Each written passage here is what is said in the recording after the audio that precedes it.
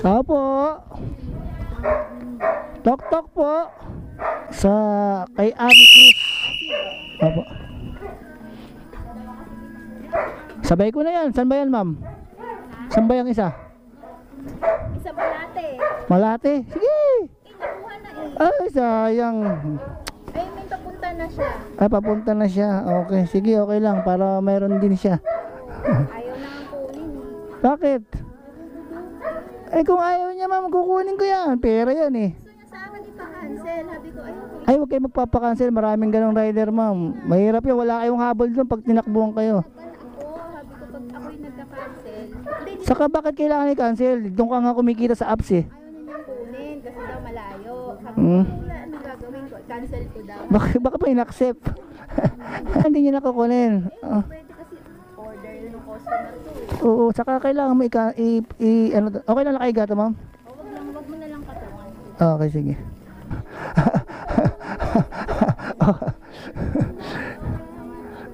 Kukunin na lang daw niya. Sabi ko, sige, sabi niya, ma'am, okay lang ba magdagdag ako? Sabi ko, sige na, dagdagan naman talaga kita eh. Sabi ko, kahit magkano daw. Huwag bigyan kita 100, pumunta ka lang dito. Usa.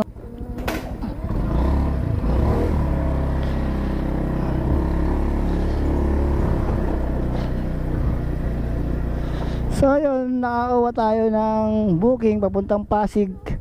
Pero meron na rin tayong Quezon City na dalawa, tas dalawang pick up nga doon. So dagdag income to. Sayang kung may nakuha pa tayong Malate kung nakuha natin yun. Kasi pangit yun. Pinapa-cancel ni rider yung booking. Tapos kukunin niya yung ano. Maliit na nga lang kinikita ng mga operator, papa-cancel mo pa. So napaka-negative nung ganun na ugali. Tanang patas lang tayo.